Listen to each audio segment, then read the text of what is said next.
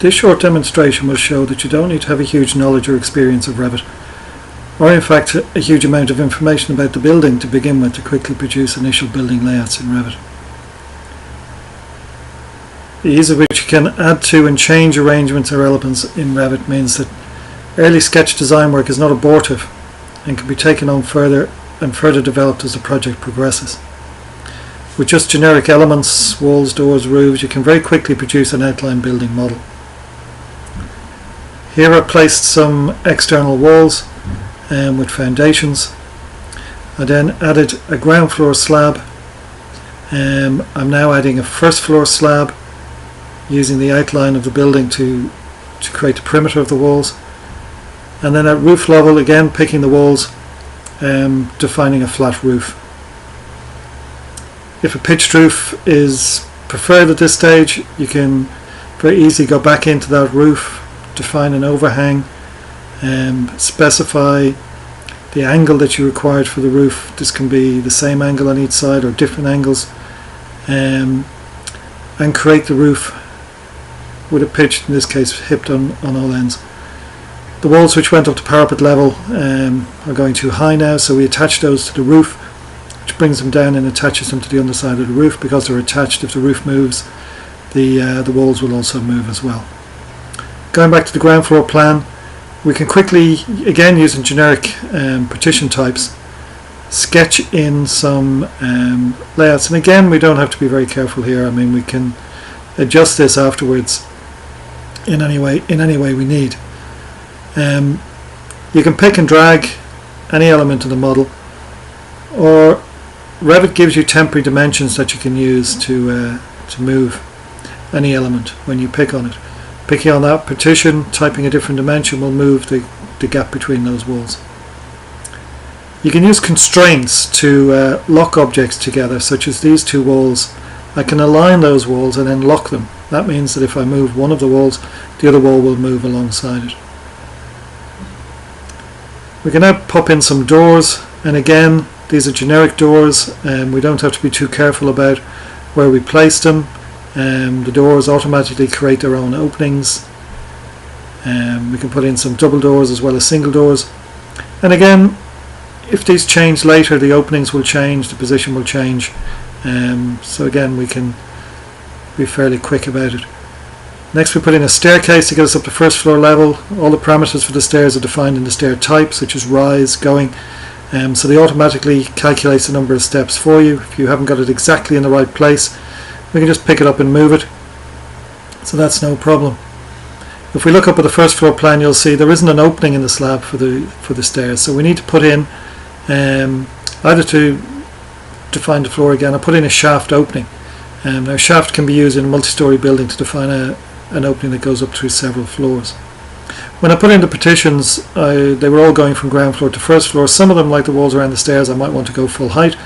So I can quickly go in, just pick them, raise the height, attach them to the roof, and those walls are now appearing on the first floor plan as solid walls. The other walls at ground floor level are all just attached to the first floor slab. Next thing we want to do is to look at putting some windows in here, and later in the project we'll have actual windows and defined sizes and types, but at this stage I just want to use some sketches to put windows in. Again, because we're in 3D, we do have to give it a sort of base height and a head height, but once we've done that, we can just place the window in the wall, roughly to the size we need it at this stage. We can define some walls which are windows which are going to different heights, and we can just go around and place those windows within the walls. They automatically cut their openings, and we can then copy those windows up to first floor level, and while I'm there I'll just pop in a couple of doors into those rooms, otherwise you can't get into them. Next thing we want to do is to place rooms and tag the rooms. So first off, I'll just go around and I'll place the tags very quickly into each of the room spaces. I can go back in then and I can just change the name of each of the rooms. because I have a predefined colour scheme, it's automatically picking up the colour and changing the colours of the spaces to reflect the room type. Now you've got full control over that, over the colours, over how that scheme works. And you can change it at any type. You can define the room colours by department, by room number, by room type, any parameter you want to set associated with a room. As you place the rooms, it's automatically adding those rooms to a room schedule. And if the numbers, for example, those numbers were coming in, I didn't pay too much attention to how I was placing the rooms. You can go back in and number them in the plan, or you can number them in the schedule. Until you get them in the right order, they're automatically updated in the plans. Section views are created by dropping in a section line that can be moved or positioned as you want it to get it in exactly in the right place. And going to that section view, then just to show it is a view of the model. It's not elevation views. I can go in here now and I can change the floor to floor height, for example, from 4 meters down to 3.6, and the floors and everything associated with those floors changes. The roof, when I change the roof level, and everything associated with that changed. I can pick on the roof, for example, in here, and I can change the pitch, and that changes in that section view and in all views in which that roof appears.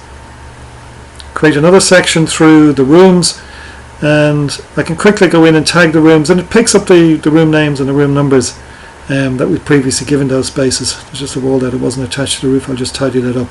While we've been doing that, the elevations have been generating themselves. I haven't had to create those elevation drawings. They are just other views of the model. Now that plan view with the colour is probably okay for presentation purposes, but you will need other plans for the project as well. For example, a more sort of construction type plan. We can just duplicate the plan view and change some of the settings. We've also got our ceiling plan view, and we can also create other views such as the gross internal floor area plan, which will automatically pick up the areas based on the perimeter of the external walls. Again, don't need to measure that. If I tile all those views and move a wall, you'll see that wall moves in all the views. These are not separate drawings, they are just separate views of the same information displayed in different ways. Now that we have the views that we need, we can create drawing sheets. We'll still need to produce a drawing sheet to communicate this building to our clients or to other third parties. We drag the views and place them on the sheet. The ground floor and first floor plans, the section view through the staircase. Can drag and pop in a couple of elevation views. I can add in a 3D view here. And we can also add in schedules. I mean, schedules, as we said, are just views of the information in the model. So these can also be placed on sheets as schedules. At this point, if I go back and make changes in the model, such as increase the size of that room, reduce the size of that room, the WC room, if I go back to the sheet views, those changes are reflected in that sheet view. Within the sheet itself, you can make changes by going into the views on the sheet. For example, changing that wall type now to a cavity wall with a brick skin, and that will update in all the views of which that element is seen. Going back into the section view, you can see that those walls have now updated to cavity walls, and I can go in and I can pick on the generic floor types and I can change them to actual floor constructions, and similarly with the roof, I can pick the roof and change it for an actual roof construction type, either predefined or I can create one specific for the project. Annotating the model is very simple.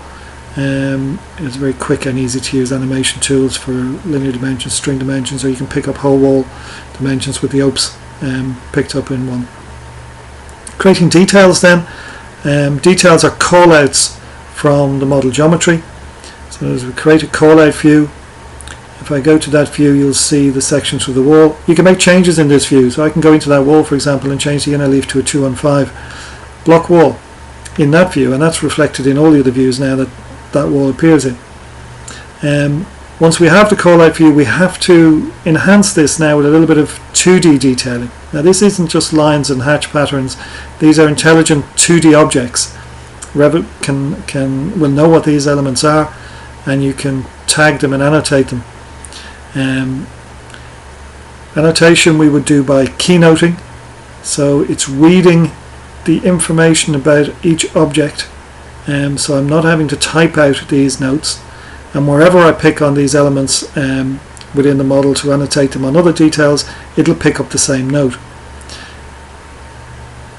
So you get consistent annotation and ease of changing annotation. Number detail tags on the sheets, the section bubbles are all automatically updated on the drawings. Revit handles that for you. Creating a set of plans, sections, elevations, schedules and details for a project that we've just shown you there is done quite quickly. Layouts can be simple, with simple information which can be added to later. It's not abortive work.